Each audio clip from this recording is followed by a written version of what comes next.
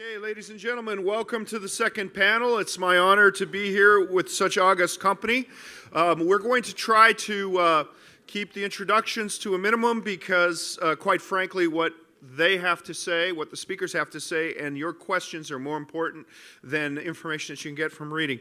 So please don't take the brevity as a sign of disrespect or diminishing the importance of the speakers and what they have to say. And with that in mind, it is my distinct honor to introduce to you Ambassador Patrick Theros.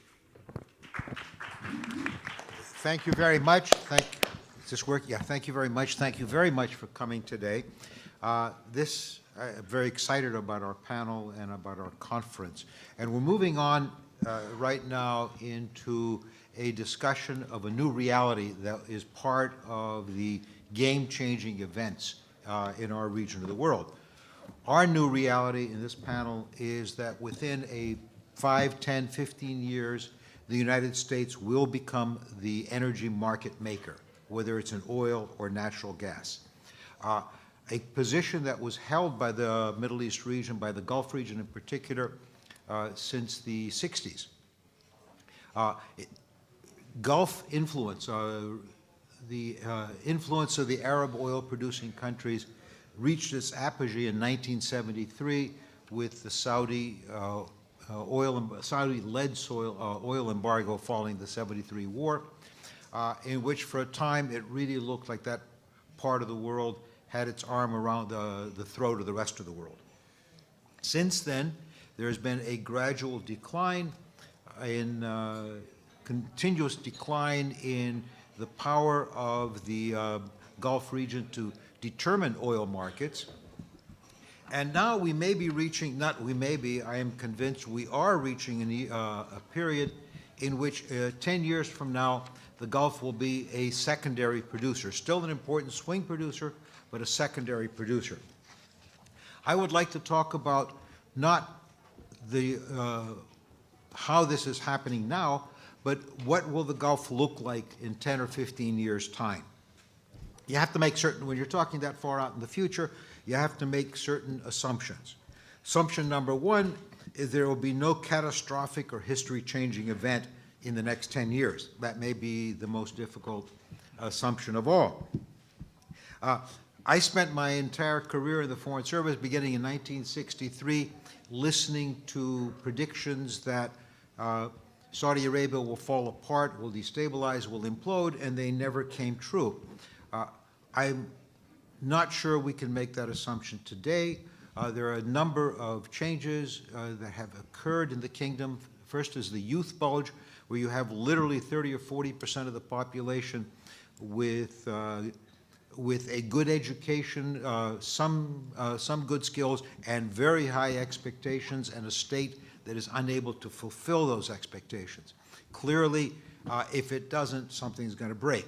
Secondly has been the coherence of the Al Saud family. Is that going to continue? Right now, the indications are that we are moving from a consensus-based traditional Gulf leadership to a single autarch. Three, let's assume that there is no war between the United States and Iran.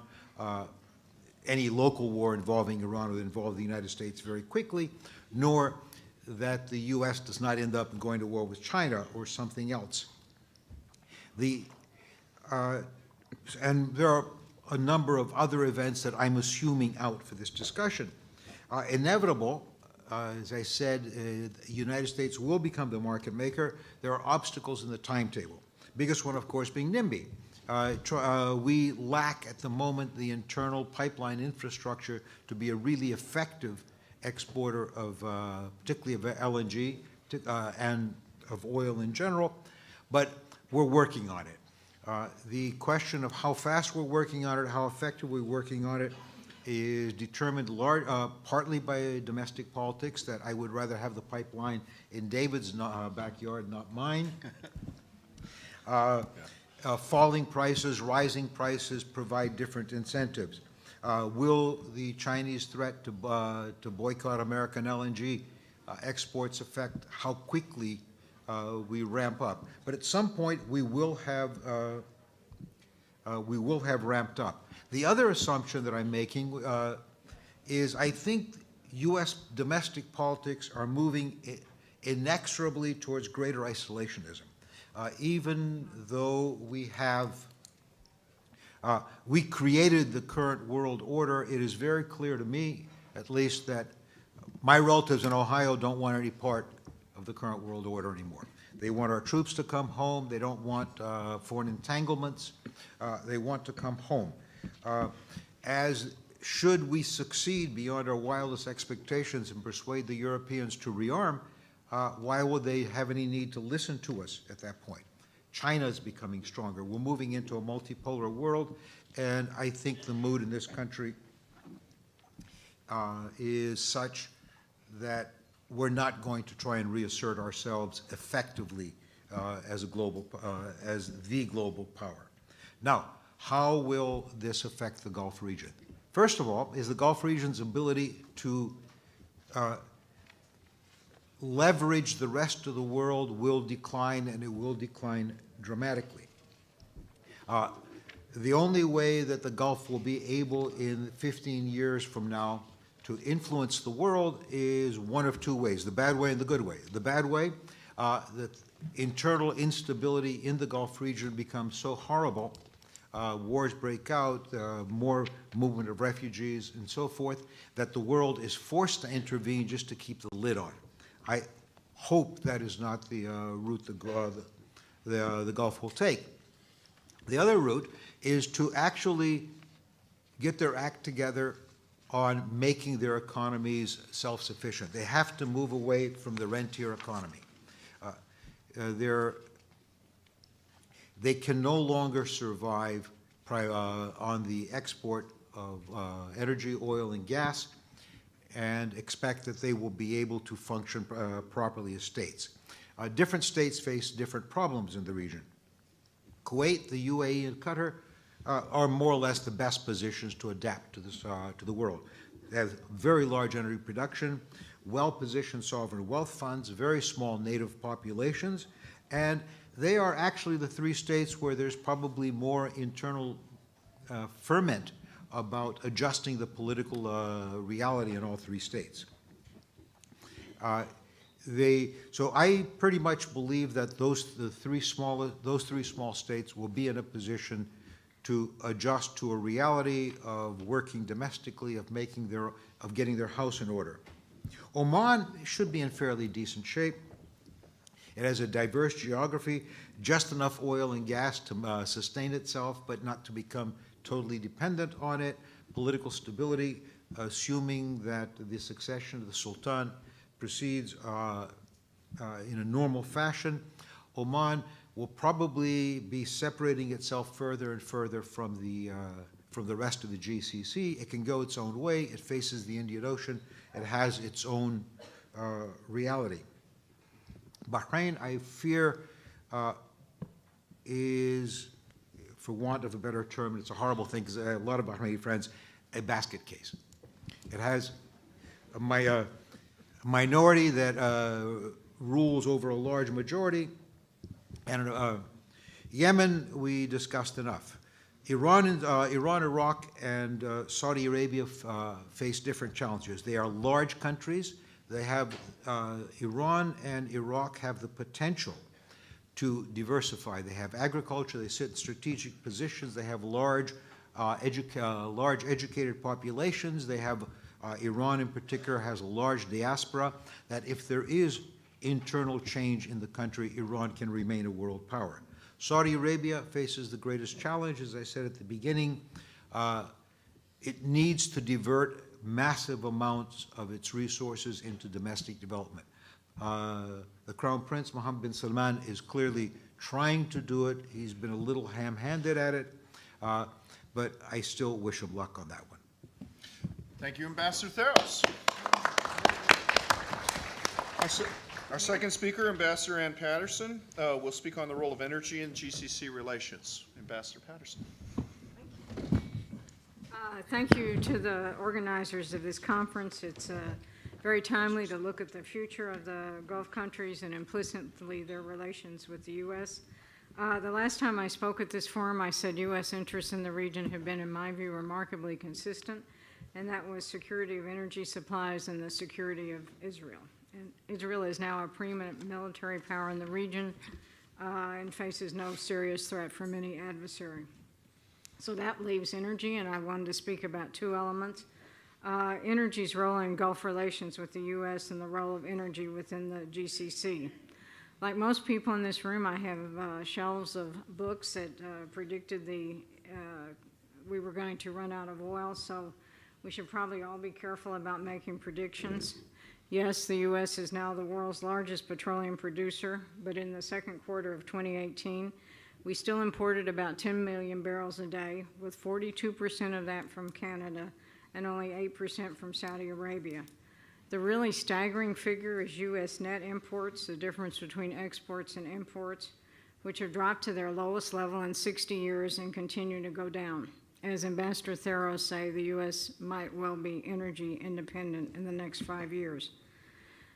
Soaring U.S. production has made Americans question whether we should invest so much in the Middle East, even though energy from this area supplies our closest allies like Japan and South Korea, and oil is inherently an international market. Like many of you, I read about the Saudis threatening on Sunday to drive the price of oil up to $200 a barrel, but the effects of this on their own economy are unpredictable. Sharp price increases have inevitably motivated conservation and prompted production in previously marginal areas. The U.S. is able to weather swings in price far more than most countries with our robust domestic production and the potential of the Strategic Petroleum Reserve. Still, Saudi Arabia will be a major player in the international energy markets as far as the eye can see, and the stability of the international market should be a major concern for the U.S. But I think a greater concern than abundant U.S. energy reducing U.S. interests in the Gulf is going to be how energy independence interacts with broader global trends. President Trump is, of course, right that Gulf countries live under the U.S. security umbrella, but in fairness, they make greater financial contributions to their own defense than most Americans realize. The U.S. sells arms, maintains multiple bases, and importantly, critically in my view, the U.S. security umbrella allows Gulf countries to ship safely to international markets. This is a role the United States has played for so long that it is simply taken for granted. But as we have seen, the Middle East is full of uncertainty and plagued by geographic checkpoints that can easily impede energy shipments. 2/5 of the world's maritime oil goes through the Straits of Hormuz, and we saw with the Houthi attacks in the Red Sea the importance of the Bab el-Mandab, the Suez Canal, and the Sumed pipeline. As the new national security strategy makes clear, the U.S. is already seeking to reduce its presence in the Middle East because of the threats posed by China and Russia, which will require a vastly different sort of U.S. military posture. Just as most U.S. military leaders today were formed by their experiences in Iraq and Afghanistan, this change in focus will mean that fewer military and diplomatic leaders will have experience in the Middle East. Careers and reputations will be made elsewhere, and there will be fewer long-standing personal relations. And the $70 billion increase in U.S. defense spending will mean that U.S. corporations will be less interested in overseas sales with all their bureaucracy and constraints. Still, Gulf countries will be dependent on American contractors for maintenance and spare parts for their military equipment for years to come. The role of energy within the GCC probably deserves more attention than it generally receives, because the Gulf is lumped as one big energy market, whereas it really is a series of very different consumption and producing patterns. The last time I spoke here, I said that GCC integration, particularly on the economic side, had enjoyed some modest successes over the years. One of the elements of this integration was a decades-long discussion of the regional gas pipeline, with the Saudis allegedly vetoed.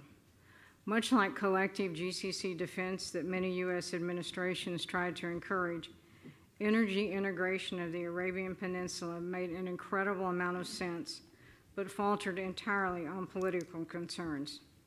The other countries of the GCC needed gas, and Qatar had plenty of it. As we were preparing for this seminar, I found out from Ambassador Theros that he was in Doha when the Dolphin Pipeline, which takes Qatar gas to the UAE and then on to Oman, was first planned in '99. Then as now, the U.S. was a big supporter of the pipeline, which then as now provided Qatar gas to the UAE at below market rates. I think we should have a frank discussion about the role that energy played in the GCC rift. There were many reasons, of course, for the embargo against Qatar, but few countries take such monumental decisions without consideration of their energy needs. Saudi Arabia, for the past few years, consumed an ever-increasing percentage of its own energy, now about 25% of its production. Yes, the Saudi government has taken difficult steps to reduce energy subsidies, but these have been politically unpopular. Its need to substitute gas for oil has made potential control of Qatar's cheap and prolific natural gas very attractive. And then there was perhaps the added benefit that the huge Qatar North Field was shared by Iran. I think the operative word for Qatar's gas is cheap, i.e. it has a very low cost of production, and the production is supported by first-class modern infrastructure. Yes, Qatar consumes a lot of energy, but its population is small, just like Kuwait and the UAE. In Saudi Arabia, you only need to see the huge shopping centers lit up in the desert to know that energy conservation is going to be a long-term challenge. The interplay of energy supplies with the UAE and Qatar strikes me as particularly curious. A country that has the confidence to blockade and threaten a neighbor, providing 1/3 of the gas that keeps its air conditioning on and its refrigerators humming, must either have thought the dispute would prove to be a short one, or confident that the Qataris would continue to provide gas regardless of the provocation, or that a cutoff of gas would provide an opportunity to seize it once for all. For me, it's hard to say. Qatar not only continued to supply the UAE through the Dolphin Pipeline, but observed every other contractual commitment. Now, instead, Qatar is planning a significant expansion of its natural gas exports to Asia. Perhaps there is no area in which the potential for the GCC has been so squandered than in energy integration. Much like the North American energy market, GCC countries had the potential to rationalize their consumption and production by cooperating with each other. That possibility now seems gone forever. Thank you. Thank you. Our next speaker from the gorgeous Isle of Bahrain, Dr. Jasim Husain. No, I love the place. Wow. Hello, everybody. My name is Jasim, and I'll be talking about the possible economic diversification in the Gulf with focus on Bahrain. I must say really that the idea in the Gulf now is to try to diversify away from the petroleum sector. There is no talk about doing away from the petroleum sector. That's not possible. But rather making use of all the oil proceeds to get into other industries that the Gulf countries have advantages. So it's just not possible to really to do away with with oil. In fact, of all the Gulf countries, Kuwait is the most dependent on oil. The petroleum sector contributes to about 88% of the budget revenues, 85% of exports, and 40% of Kuwait's GDP. So Kuwait is exceptionally dependent on oil. But conversely, my country, Bahrain, we are the least dependent. And that's really because of really a history of economic diversification. But even in the case of Bahrain, the talk about economic diversification is with regards to the GDP. The oil is not so important in the GDP because of the financial services sector. But oil still is very important with respect to revenues for the budget and export. So, that is something very, very important. In fact, the idea is to further develop the oil industry where there's a chance. In fact, in April this year, Bahrain made the announcement of new shale oil and gas discovery. So we're going to spend more money in developing this, and this is after 80 years of the finding of oil in Bahrain. So this is something very important, and looks like the contracts would go to American companies because they have the expertise and the knowledge in that. So rather than doing away with the oil industry, we are trying to further develop and use the money and the proceeds to develop other sectors. The one sector that, in fact, is common now in the Gulf is the aviation sector. There's this idea that aviation can do a lot for the Gulf economies, and really by using the latest technology and aircraft. It's amazing, really, that Emirates airline is the largest operator of the super jumbo Airbus A380 and 777, Boeing 777. Really. It's the largest operator in the world. That no other airline has more aircraft than Emirates with regards to this major planes, really. Qatar Airways was the launch customer for Airbus A350. So much is happening in the Gulf. So A380, 777, really, 350. So the Gulf is really, is doing, very well in that, And the idea is very, very, very strong. We can use the aviation industry to develop other industries. From aviation, we can develop tourism, events management, sports. So many things can get developed from that, really. I like really what somebody in really a foreign journalist living in Dubai told me really about the importance of Dubai airport and Emirates in particular.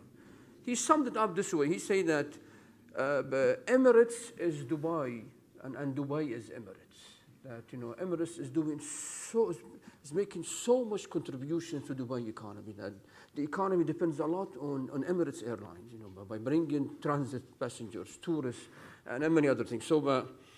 So that area is doing very well. And happily, really, other countries are also spending money in aviation. Oman really finally had its new Muscat airport open and it's functioning very nicely now. Kuwait, a latecomer, is putting money in developing Terminal 2 at Kuwait Airport, really, at the cost of more than $4 billion, with the contract going to a Turkish company. So all Gulf countries are spending money in aviation. Now, speaking of that, really, Bahrain is doing work in that. The UAE is spearheading efforts to redevelop Bahrain International Airport at a very high cost. And it's a very good example, really. I think the UAE is trying to bring its model from the aviation sector. It can develop many other sectors in Bahrain's economy. So that is something, very good for Bahrain, really. Now, further speaking to Bahrain, really, 3 Gulf countries have decided finally to give good contribution to Bahrain. Just very recently, a contract was signed for a new $10 billion worth of support to Bahrain, really. This is really a 5-year program aimed at balancing the budget by the year 2022 and also reducing the debt. So something very, very important to Bahrain. Now, Bahrain is very much aware of the challenges, really. But this is why really the authorities are now doing or finding ways to further develop the economy by streamlining business activities. It is now almost possible. It is foreign investors can now invest in any possible economic sector in Bahrain. There are no restrictions on foreign ownership, really, in most of the sectors. So this is why, really, just recently, the Economic Freedom of the World report decided that Bahrain is the freest economy in the whole Arab world, even ahead of the UAE. Last but not least, really, there is that, in fact, the authorities are taking further. The transport industry is becoming so free in Bahrain. It is now, if you come to Bahrain, you can use Uber. It is legal, it's allowed. We also have Careem, which is from the UAE. That's car Reem, really. Is doing really excellent job. Many taxis operate as taxis and Uber and Careem at the same time. So it's developing. It used to be like, so that is something really changing, Last but not least, there is also good effort with regards to immigrant workers. We have now what is known as the flexi work permit that allows really foreign workers, to become their own bosses, really. Rather than being the employee, they could become the employer. They can change their contract and really become their own sponsors, really. So lots of efforts really are being done. I think the good thing is that the authorities in Bahrain are aware of the challenges and are really exerting efforts to diversify the economy away from oil, but by making use of the oil proceeds. Thank you very much. Thank you, sir. Yeah, that's encouraging to hear. And now, speaking about GCC plans to move from an oil-relied economy, is a man who shares significantly more DNA with me than Senator Warren does with the Cherokee Nation, Jean-Francois Seznec. I think you need to take a DNA test. Sorry to say, but Thank you. I need to remind you also, please, if you have cards, write your comments in for the questions. We will be taking questions. Under affiliation, we prefer an academic or a professional affiliation, although Dr. Ulrichsen always writes West Ham United Football Club, and that's acceptable as well. So thank you. Pardon me. Dr. Jean-Francois. thank you very much. Talking about the plans to move beyond oil in the Gulf is very exciting. It's something I've been looking at ever since I lived in Saudi Arabia in the early 70s and helped develop the Development Bank of Saudi Arabia. So I've been really following this with a keen eye. And the point really to make is that we've been talking a lot about Vision 2030 in the past few years and other visions in the Gulf, but this is truly nothing quite new. It's more gussied up maybe, but it's not quite new. Ultimately, as early as 1975, some civil servants, and I'd like to point out that a lot of this diversification of the economy is the brainchild not of Mohammed bin Salman necessarily, but mostly of the civil service and certain members of the civil service, that these people have been pushing really hard to move away from oil using the natural advantages of the region. In Saudi Arabia in particular, they know what their advantage is cheap carbon molecules and a lot of capital. So when you have cheap carbon molecules, it sort of limits the kind of industrial development you can make into basically fertilizers and chemicals and more advanced chemicals, basically add value to your oil and natural gas. And that's exactly what we have seen. The Saudis have started in the 80s. They started SABIC, which is today the largest chemical company in terms of capital, the fifth in terms of sales. They started Ma'aden, which is a huge company today, which provides very advanced fertilizers to the region. They're 3 million tons per year, going to 6 million tons in the next few months. They also have a very large aluminum plant. Aluminum, by and large, has been pushed by all the countries of the Gulf. The UAE has the largest single aluminum plant in the world there. So all these countries have been trying to add value to their economy. Today, we see big companies like Saudi Aramco move into chemicals in a very much larger way than anywhere else in the world, really. The company Sadara, which is a joint venture with Dow Chemical, is a $20 billion joint venture, and they've started production. And they've started not production of basic chemicals, they started productions of very advanced chemicals and very difficult to make, and those are exported as well. Petrorabig, which is a joint venture with Sumitomo, is doing the same thing, has doubled production this year. But there are also some private firms that are involved in this, owned by the private sector, but always, of course, reliant on obtaining the feedstock and their gas and their oil or their various carbon liquids from Saudi Aramco. Knowing that they can go from oil to value-added production has been a big plus. But of course, it's not enough because you have a population in Saudi Arabia of 21 million Saudis, citizens, and many of the young are unemployed. So they need to go into this. So there has been a lot of talk of developing what is called where's the word? I'm looking for my word here. I'm sorry. I'm sorry about that. a knowledge-based economy. And the reason I hesitate to find the word is I find the word to be pretty useless, actually. It was the whole the idea of a knowledge economy is really something invented by the consultants and the Western consultants. In fact, one of the biggest problems I find with the development of the region is that a lot of it is led by foreign consultants. I hate to say that because I'm taking myself out of a job, but nevertheless, there's a lot, too much presentation and not enough meat in a lot of these presentations. As I said before, the civil service in Saudi Arabia and certain members of the civil service, especially at the Ministry of Oil, have been absolutely fabulous in planning their own future without going through McKinsey. So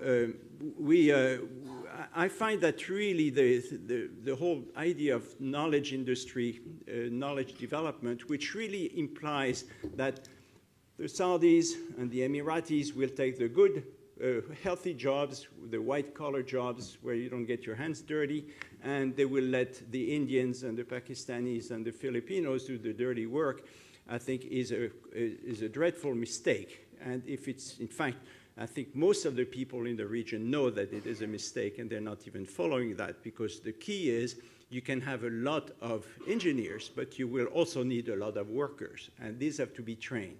And they have started a lot of technical schools in Saudi Arabia, in particular, and in the UAE also, quite extensively, to create the future laborers of the world, which will not, of this region, which will not be necessarily based on the knowledge industry and just white collar altogether. So one of the questions was whether or not we don't have very, this is the kind of topic we can talk forever. So, but is it on the right track at this point? Well, yes and no, because as I said, if the countries rely too much on foreign consultants, it's really not going to move very quickly. I think what we have seen, for instance, in Bahrain, when McKinsey defined the labor law, it was a major disaster because McKinsey did actually a good job, but the Bahrainis, and especially the Bahraini leadership, was not willing to accept it. But the problem basically is that the plans are really from the top down and not from the bottom up. And in fact, this was the topic of one of Jamal Khashoggi's main piece in the Washington Post when he first started writing for the Post. There is not enough consultation, and therefore that creates issues and problems. People are not always following the advices from the top, especially if they see that it's coming from other places than themselves, than their own people. So the other issue is, and that of course has been said, it was part of Vision 2030, is to release the grip of the state from the economy. Everything in the state is totally, the whole economy is dependent on the state, and that will have to change. That was the whole issue of the IPO of Saudi Aramco, and that's been delayed at this point, and it keeps coming back, thank God, but we'll see how that develops. So another issue is, of course, that the development and the reforms needed to change the grip of the state on the economy is difficult to achieve because everybody wants to reform, but everybody wants the other guy to reform, not yourself. So if you cut the subsidies, that's fine, but you cut the subsidies on the others, not on me. And therefore, reforms can be very tricky because ultimately, if you really push the reforms hard, then everybody turns against you. And we're seeing this a little bit in Saudi Arabia today, where there's a tremendous amount of pressure on the leadership to maybe slow down the reforms because it is not always as popular as they should be and as they thought, as people thought they would be a few years ago. So I think I will leave it at that, I believe. Thank you.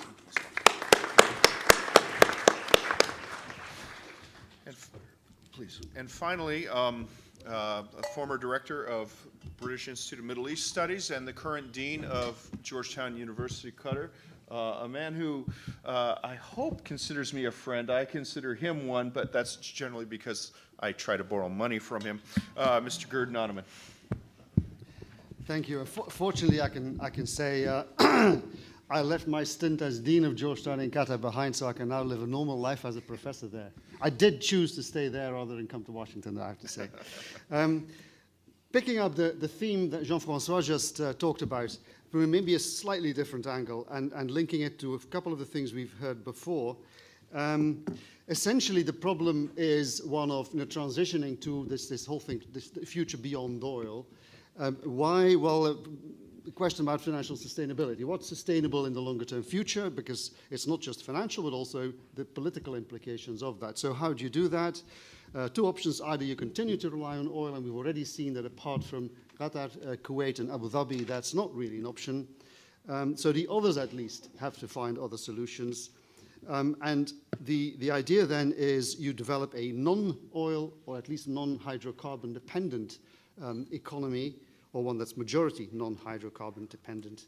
How do you do that? Well, you need major investments, and these investments have to come from the domestic scene as well as from abroad. You can't really do it without both piling in, given the kind of scale of need. But you also need entrepreneurialism. You need to create, almost out of nothing in some cases, entrepreneurship, genuine entrepreneurship, that thinks of small and medium-sized enterprises as something that's important. So these are the sorts of options. So where do these things come from? Now, of course, I should briefly interrupt and again acknowledge what Jean-Francois said. There are already islands of excellence in the economies in terms of producing added value. And Ma'aden, Sabic, Aramco are examples of this. But the problem there are several in terms of this bigger vision. One is they are either officially or de facto state enterprises. Two, they provide very little local employment, and employment is the key requirement, the key need, apart from financing, that these countries will face. And when in cases where they do perform efficiently, they often run the risk of becoming milked by other parts of the state, rather than all their output becoming sustainably used for their own and the country's sustainable development. So privatization is part of the game, but then again, you need investors willing to put their money where their mouth is, and you need a sense of entrepreneurship, an entrepreneurial kind of ecosystem, which by and large doesn't really exist in the region so far.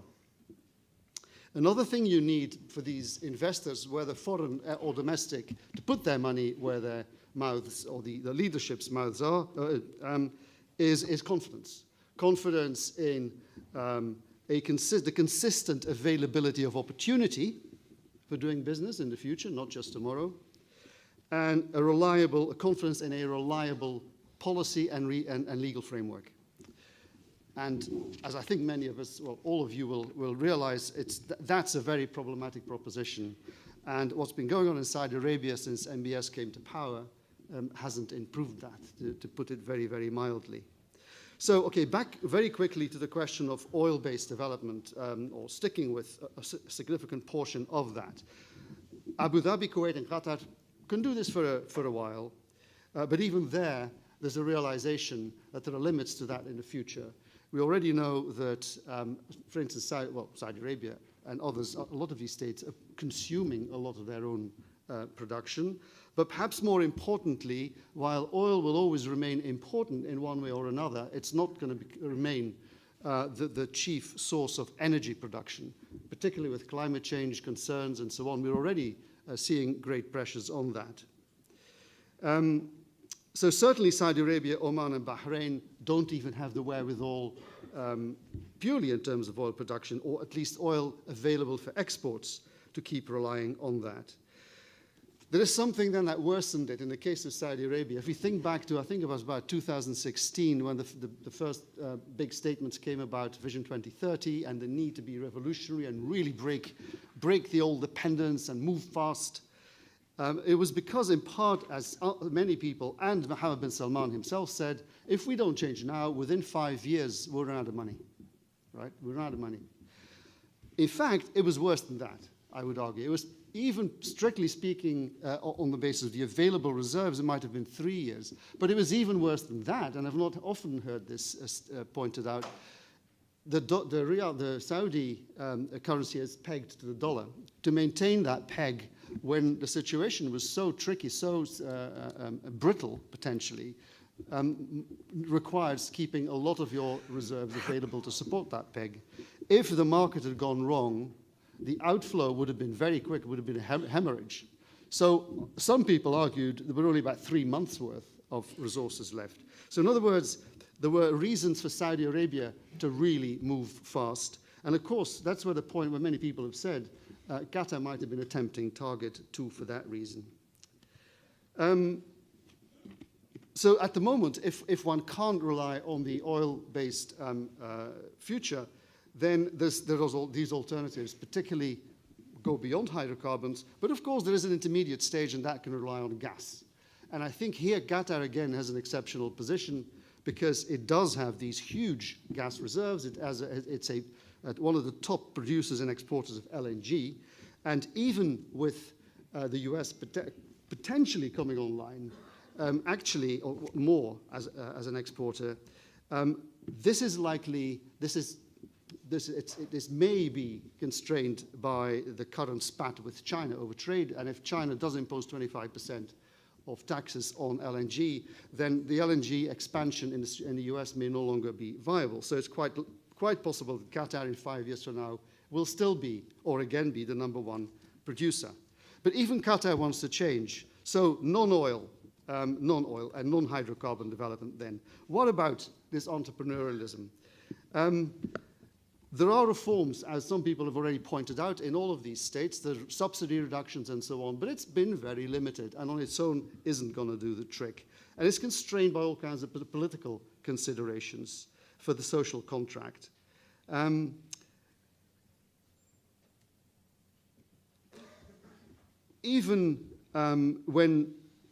So if the idea is that you go beyond that and privatize, sell off Aramco, sell off whatever. The problem is that these state-owned organizations and companies still have a major employment function. So in some cases, the problem is if you start considering selling these places off, privatizing them, what's going to happen with the employment they have provided so far? Secondly, what happens when they privatize? Very often, those bodies or those individuals that get their hands on these assets are either the state elites themselves, royals involved, and even the state as such taking a share in this, with the result that they continue to crowd out the sort of private investment, genuinely value-adding private investment, let alone small and medium enterprises that you really need for the longer-term future. There is this overall context of state-business relations in the Gulf in this sense. Business and state elites are blurred. The boundaries are blurred. Many royals are businessmen themselves. And when things are privatized, as I suggested, very often it's this very same state elites that capture these assets. So a shock was needed. In Saudi Arabia, the shock came with the realization of virtual bankruptcy. Arguably, in the case of Qatar, the shock has come with the boycott.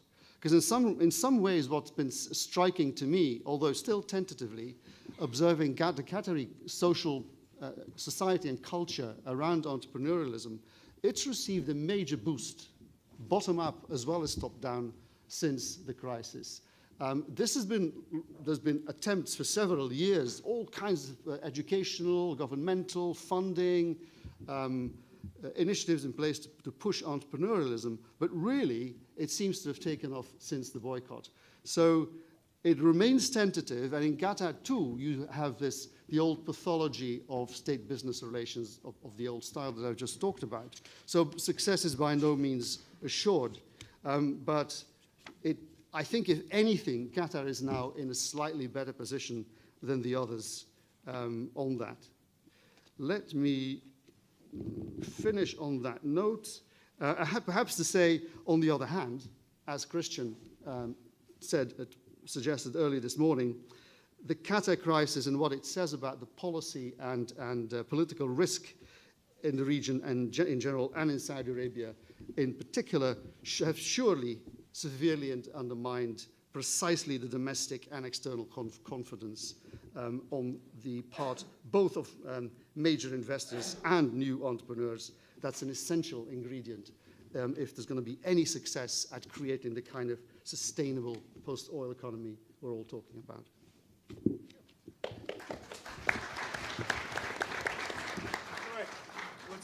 Let's have an additional hand for all the panelists for keeping their remarks terse, concise, and on schedule. I've never seen a panel. That's good. And that gives us more time for questions. First, though, I want to point out the tendency is to be sort of negative in these panels. There really is a social change underway, and I have to share this anecdote. A few weeks ago, I had dinner with a Saudi retired major general who told me with pride that his son works at a cashier at McDonald's. And 5 years ago, if I told you that any Saudi was working at McDonald's, you'd say, yeah, what's he do, sell Big Macs to all the unicorns who walk by? There is a true social change underway, whether it'll be effective or not. It's good. So the first question is from Ken Meyercourt of Civil Discord, and this is for Dr. Husain. What is the contribution of the U.S. naval base to the economy in Bahrain? Answer now or just You can answer now, yeah. Okay. Yeah. Well, the Navy is a good contributor to the economy. The area near the Navy, Jufair, is now like a new city center in Bahrain. Very really the modern restaurants and hotels are there. The spending by U.S. Navy personnel is very important to the economy. Many taxis, many restaurants depend on the spending really. So they contribute to housing, transport, aviation, hospitality, and happily many people are happy with that really. There are no tensions between the local community in the Jufair area and the U.S. Navy really. I think it's partly because a lot of money is coming from the Navy. Great. Next question is from Dr. Mindy Reeker of Global Peace Services for Ambassador Patterson. How best can the Gulf region develop its higher education infrastructure in the region itself, in the STEM area, and in applied social sciences? So this has been, there's a study out by the World Economic Forum and the IFC about entrepreneurship in the Gulf, and it's very interesting to read it in detail because what it shows, utterly predictably, I think, is that Qatar and the UAE are light years ahead of everybody else, and both have made huge investments in STEM education. Qatar has, of course, the 4 or 5 universities that are located there. The others have sent Kuwait and Saudi Arabia in particular massive numbers of students to the U.S. At one point, the Saudis were spending over $3 billion a year to send the students here. And frankly, the results of that have been less satisfactory, I think, than setting up the universities in STEM education in their own countries. What both the UAE and Qatar have done, and the statistics bear this out quite dramatically, is their primary and secondary education is doing very well, so they're going to bring up a generation. But that's been the key, is to invest huge amounts of money in improving local education. Thank you, ma'am. For Professor Nonneman, what is the future of nuclear power projects in the Gulf, and what are the risks? You have 30 seconds. Well, it's clear that the UAE is ahead, and I think they sensibly took this decision both for purely energy, the mix of energy sources for their economy, because we all know that, as you said, I think somebody said, if the Dolphin pipeline was shut down, the lights would go out. So it made sense in that respect, as perhaps foresight, knowing there was going to be pressure on hydrocarbons as a source of energy in the world. But of course, it was also a branding thing for the UAE. So in that sense, it made sense. And part of the way in which they positioned themselves in nuclear power debate was to be a model member of the nuclear power producing community around the world. Really going for the highest standards in terms of transparency and all that. For the others, it's become a game of catch-up, I think. Saudi Arabia, and both in terms of the energy mix potentially for the future, but also as a base for sort of prestige, branding, and so on. For me, I don't know, there may be people in this room who know far more about this. I think it's far too early to really gauge the likely success and impact of nuclear energy in, say, a place like Saudi Arabia. Although there, again, it would make perfect sense given how much of their own hydrocarbon energy sources they consume. But I'll leave it at that and hope there's somebody else in the room who knows a lot more about this than I do. Would another panelist like to take a whack at that pinata? Nope? Okay, great. Next one goes to, from Colby Connolly of Johns Hopkins University for Dr. Seznec. Are workforce nationalization programs like Saudiization being adequately supported by leadership, and are they producing a worthwhile return on investment, particularly for energy companies? Well, it's not That's an a tough easy- one. If we stick to the energy companies, I think they have been very successful with the Saudization. I mean, 85% to 89% of the employees of Saudi Aramco are Saudis, and they're not just pretend jobs. In fact, Saudi Aramco, in terms of employment, is more efficient than ExxonMobil per barrel of oil. So the Saudis really work very well in those firms. Why? Because Saudi Aramco has an enormous amount of money spent on training, making sure that they have, for each employee has a plan for his career, how far he is going to get trained in Saudi Arabia, trained at the local university, trained in the States if necessary. So they have been very, very successful. It's quite remarkable. The same can be said about SABIC. And Ma'aden is very much on the way as well, where over 55% of the employees of Ma'aden today are Saudis, even in the very difficult jobs. It's much more of a problem in the private sector, where the private sector has been attempting to train some people. And I've talked to some Saudi business people who really bitterly complain about the Saudi work ethics and so on. The biggest problem I see is not so much a question of training in Saudi Arabia. The biggest problem is a question of salaries. The private sector really loves to employ foreigners, especially South Asians, who can work for 1/5 the salary of a Saudi. And I've noticed, and it was my experience when I lived in Saudi, hiring Saudi Arabians, that if you paid them properly, they would do very, very well for you.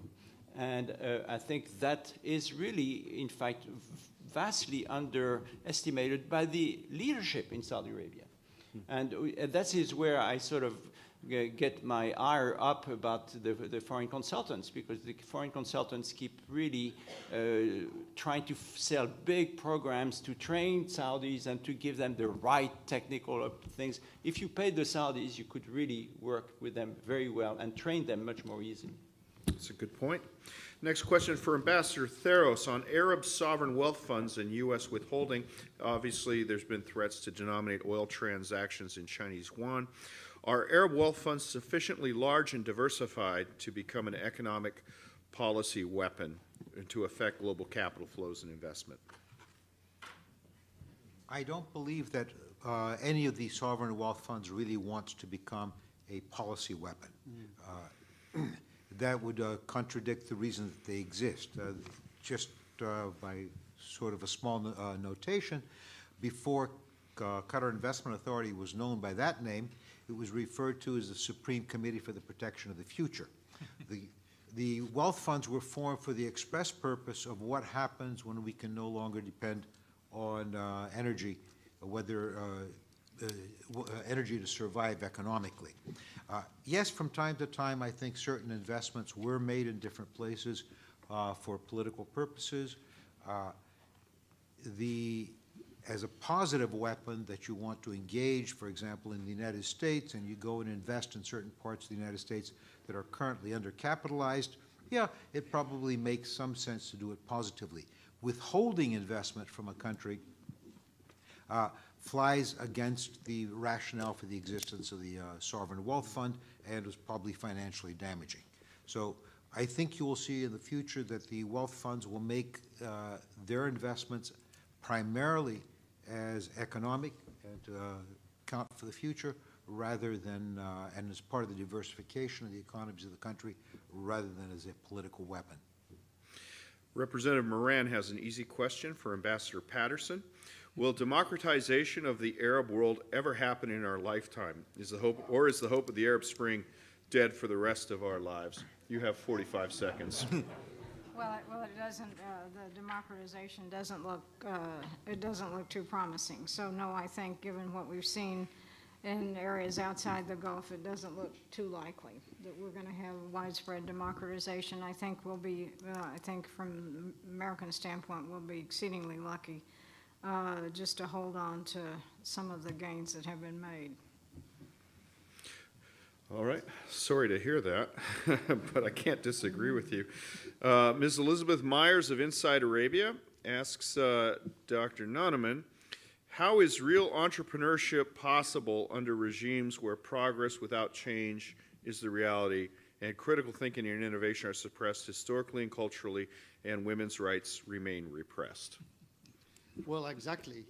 I mean, exactly. That was part of what I was trying to get to. But there are differences across these different countries. And I think one of the reasons why I'm so depressed about what's happening in Saudi Arabia is because I was very, very hopeful until a couple of years ago. I want the Saudi reforms to succeed. In fact, intrinsically, but also because it's good for the region, right? I mean, if Saudi Arabia fails, it's a horrible scenario coming at us from those of us who happen to live in the countries around it. So we want it to succeed. But one of the things that's happened in the Saudi case, where women's rights, of course, in some respects have just recently been released a little bit, some safety valves, but everybody's rights have been completely stamped down on now. So repressing the very effervescence of discussion that I was picking up over years, the last sort of 7, 8, 9 years, whenever I'd go, the discussions would be more and more vociferous, wide-ranging, sophisticated, and this went from government officials to royals to students to taxi drivers.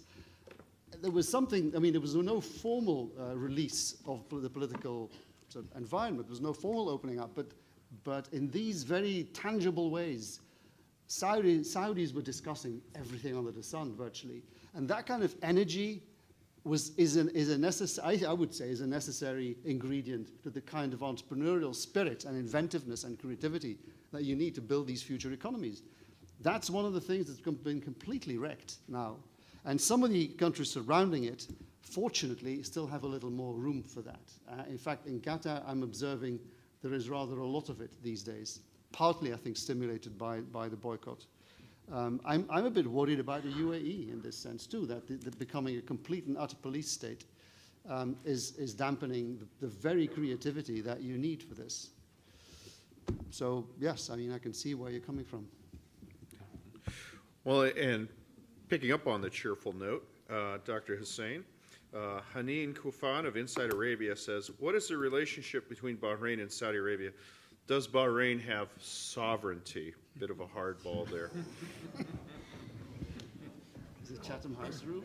Well, I think definitely, Bahrain is a sovereign nation.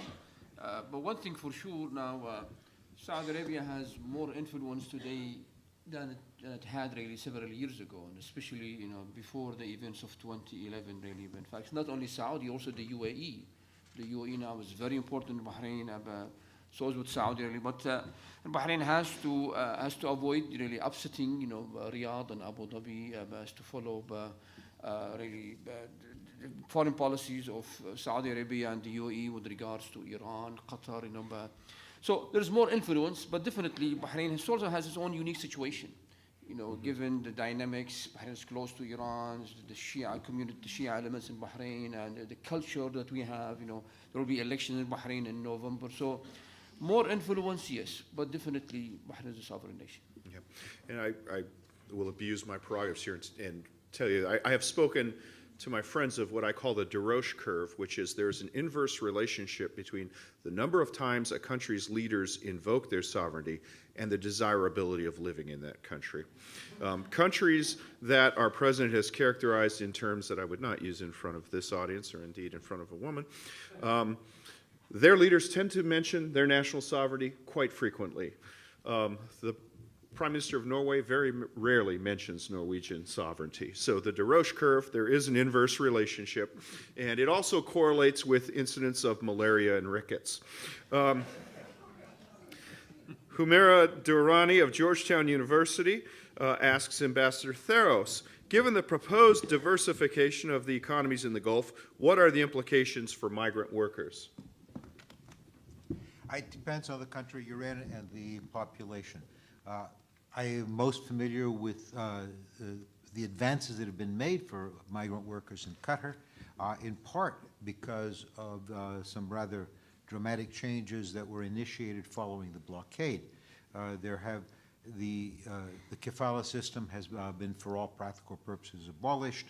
A system of electronic payments are in for workers. Qatar will, given its very small indigenous population, will continue to have a huge need for expatriate workers no matter what. At the other extreme, you have Saudi Arabia, which has a very large indigenous population, a population that's looking for work, looking to get employed. So I think the future for indigenous workers there, for expatriate workers there, is rather dim, particularly in that quality, in the quality expatriate worker, the managers, the bank presidents, the heads of divisions in major companies, and so forth. And that bodes ill for the expatriate worker because you treat the managing director very well. You don't treat the hod carrier very well. Yeah, good point. Our final question, I apologize, there's only one card we got to get to, but I must thank the panel for their brevity in answering that. I think this is more than anybody's done in any I've ever seen in a conference like. Abdullah Baboud, who has no affiliation but is an institution of his own, asks Jean-Francois, is there any chance of real economic development and growth taking place without drastic change in governance, efficiency, and structure, and how? And again, you have 30 seconds. Well, in Saudi Arabia, there's the National Transformation Plan, which is extremely detailed, which is supposed to be implemented by all the ministers who keep complaining about it.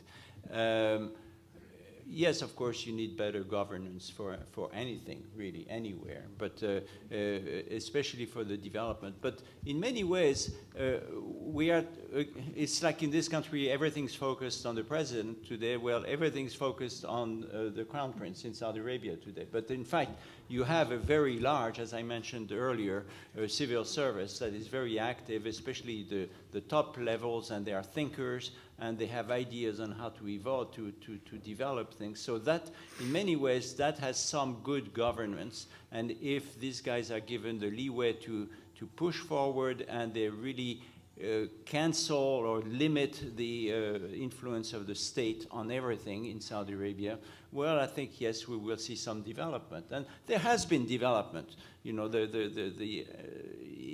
it's not just oil. Yeah, 85% of the cash from which the country gets is from oil. But that is changing very rapidly. And today, the GNP is growing, the non-oil GNP is growing, or GDP is growing very rapidly. And it's quite admirable, really. So I think this will continue. And the efforts by the big state companies and hopefully by the private sector to really go into this non-oil production, value-added production, I think we'll see some success. And that's encouraged by the government as such. Really, again, let's not focus too much on the one-man rule. It's a big state. It's, in fact, too big in many ways. And they are providing leadership. I'd like to emphasize the Ministry of Oil under Khaled Al-Faleh is really an amazing place. And they do a lot, which we don't talk about much, but which has a great deal of success in the kingdom. Okay. And I misspoke. Misspoke is Washington for I made a mistake, and I don't want you to blame me for it. Aisha El Sarihi of the Arab Gulf States Institute in Washington, which is known for having the most handsome non-resident scholars in D.C., has a question for Ambassador Patterson and for Dr. Nonneman. A recent report by the International Panel on Climate Change suggests that the world has just over a decade to get climate change under control. So first for Ambassador Patterson, don't we need to redefine post-oil era from running out of oil to peak oil demand? And for Dr. Nonneman, how does the panel, or how do you perceive the future of geopolitical powers under the notion of a hydrocarbon-constrained economy?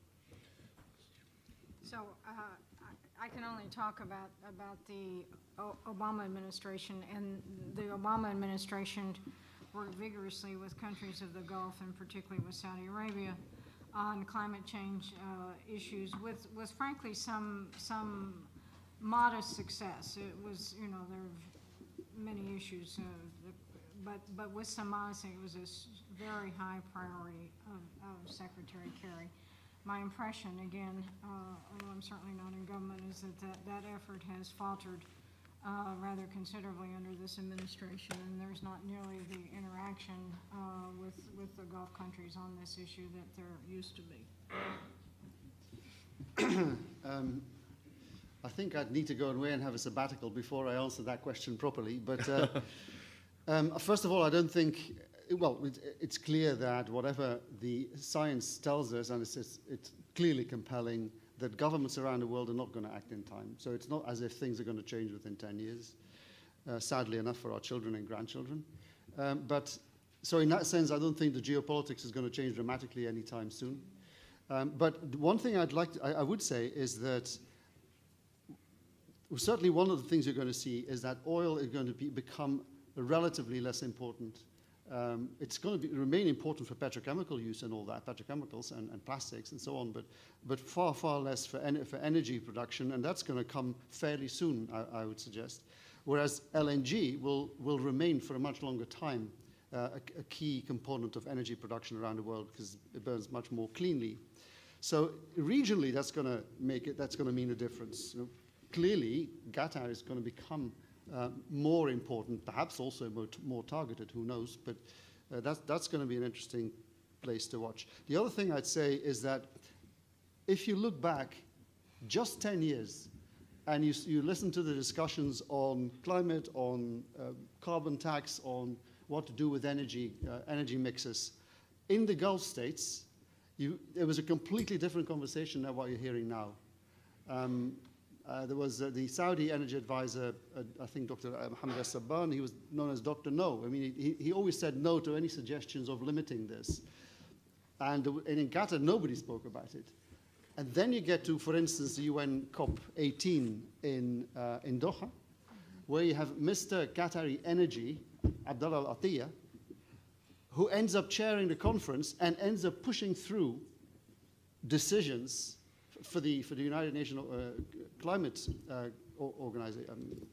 Conference that actually were effectively influenced the debate for some years to come.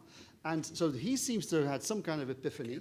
But what you then saw, what I then noticed, is that there was some reinvigoration of the discussion on climate change, on what happens to oil, and so on and so on, at various levels in Qatari society. So the discussion now is completely different, even though it's got a long way to go in these countries than it used to be even just 10 years ago. That's wonderful. Yes. I got off a thought on the epiphany. The Minister of Energy in Qatar, Dr.